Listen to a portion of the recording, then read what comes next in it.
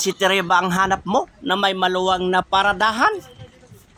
Tara't samahan niyo ako sa Landos Pansiteria. Wow. Pagbungad ko pa lang sa Landos Pansiteria, ayan, marami ng customer na nakaabang. Iyan, aking ini-scroll ang aking camera. Kasama ko yung mga kudos na aking kasama.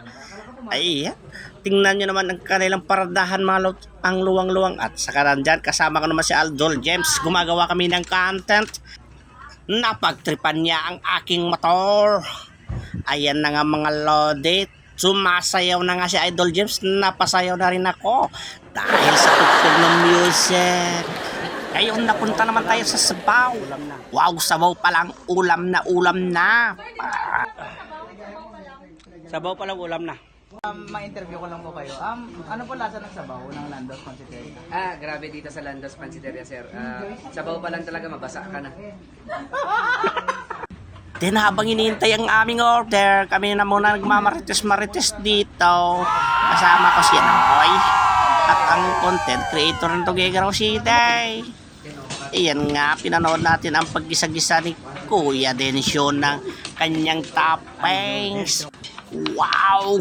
Toppings pa lang, panalo na. Wow. Ayan, kabilis ni Ante maghiwa ng kabatite. Yan nga. Isa sa toppings yan, pinakamasarap na classic na pansit ng Landos Pansiteria. Ayan yung mga sahog, repolyo at meke. Hindi mo masasabing pansit pag wala siyang meke. Ayan, at saka mayroon ding toppings na toge. Yan galing sa balatong. Ayan na nga, simula na nilalagay ni Papa Rencio yung mga mix ng toppings. Mini-mix niya nga at nandun nga si Papa Matt gumagawa ng kanyang content. At ayan na nga, makita nyo yung kanyang cook, napaka-handsome. Oh, at yan nga, may sumigit ng vlogger. Wow, idol! Steven Seagal, Steven Vlogs pala.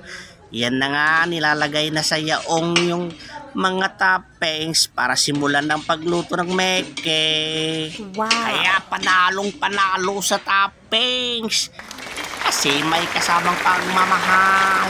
At ayan nga, kaya nga malasang-malasa at masarap ang sinasabaw nila sa pansit ay pansit bulalo. Wow. Yes, sabaw ng bulalo mga load day. Ang nilalagay ni Paring Densyo. Andyan na nga, nilalagay niya na yung sabaw ng bulalo. Pinagpakuluan ng bulalo mga load day. Ayan na, nilalagay na ang sabaw ng bulalo. Yes, 3 points. Ang galing-galing ni Papa Densyo mga lods. Yan yung nilalahok nila sa sabaw ng Mickey. Kaya ito'y malasa. Dito nyo lang matatagpuan yung mga lode sa Landos Pansiteria. Ayan na nga mga lode, nilagay na yung Mickey sa sabaw ng bulalo. Kaya manuot-tuot yan mga lods. Then minix ni Paring Densyo. At ayan na nga, ilalagay na sa mga plato. Ayan na mga loads. Tingnan nyo ang outcome niya. Sa dami ng nag-order, pinagsabay-sabay niya ng mga load day. Ganyan kasarap ang pansit ng Landos Pansiteria. Kaya ano pang hinintay nyo? Tara na sa Landos Pansiteria. Siguradong mabubusog ka. Tamang timpla, tamang lasa. Suwak sa masa. At dahil sa bango nito, naengganyo ang mga kasama kong vlogger. Andiyan si Papa Matt, kay Sarap, na mag-video-video. At saka si Steven Vlog. Kaya dinumog nila si Papa Densyo upang videohan nito ang kanyang preparations na walang katulad. Owner na, cook pa, sweet lover pa. Yan na nga mga lods, akit ng titikman at saka yung mga kasama ko sa TCCA. Ayan na nga, kanya-kanya kaming expectation mga lods. Talagang sarap na sarap sila mga lods.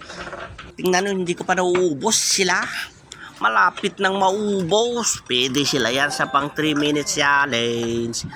Yan yung mga load. Oh. Hindi ko pa naubos. Lapit na nilang maubos. Oh, ubos na yung iba. Iyon. Oh, tingnan nyo kanya-kanyang selfie mga load. Salamat.